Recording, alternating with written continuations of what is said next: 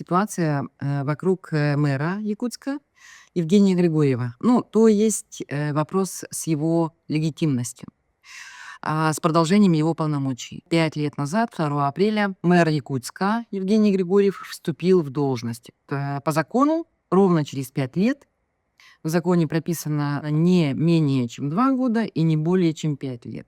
Он должен покинуть свой пост.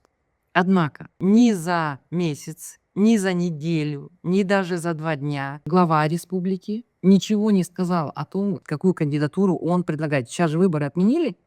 Кандидатуру мэров, да, должен предлагать Айсен Николаев.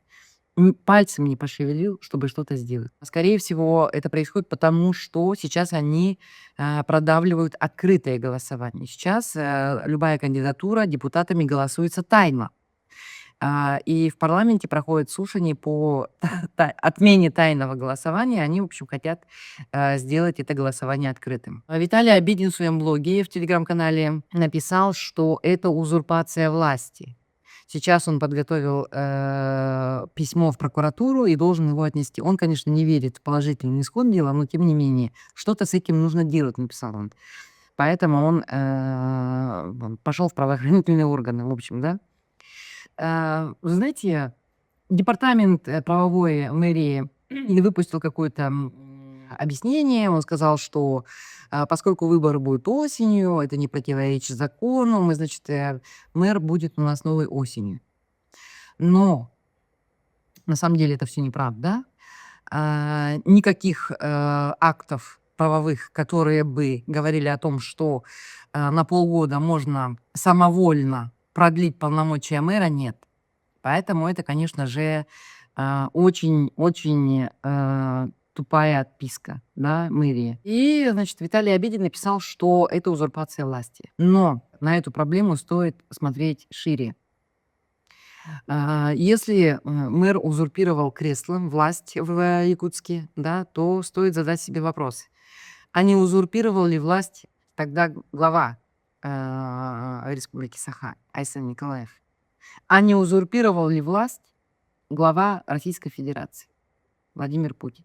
Вот вообще вся эта логика, да, как она выстроена, на мой взгляд. Низы думают, ну вот если наш главный правит столько, сколько он хочет, вообще делает все, что он хочет, там у себя наверху, да, то почему бы нам по такой же схеме не работать? Абсолютно, совершенно спокойно.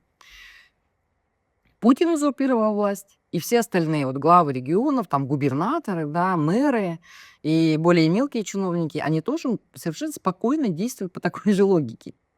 Вот, поэтому самый главный вопрос не то, что мэр узурпировал власть, да, а то, что в стране вообще вся власть узурпирована. В нашей ситуации Якутск — это вообще маленькая модель большой российской узурпации. У людей отобрали право выбирать, ну, не только мэров, да, там, глав поселений, до глав регионов, до глав республик, да. И сделали они это не потому, что народ не готов, как вот они любят говорить, да, говорить. Они любят еще говорить о том, что, может быть, тот, кто придет, он будет неэффективно, ну, он будет не очень, значит, грамотным, не будет очень эффективно управлять регионами, там, городами, да. Нет, они сделали это не поэтому. Они отобрали право выбора, прямых выборов, да, у людей только потому, что они боятся, что к власти придет нелояльный к этой власти человек. К власти придет человек с большой опорой на общество. И они боятся, да, что этот человек начнет перемены в стране. Именно поэтому сейчас они продавливают открытое голосование. Они хотят отменить тайное голосование даже за тех кандидатов, которых им предложит глава республики Айсен Николаев.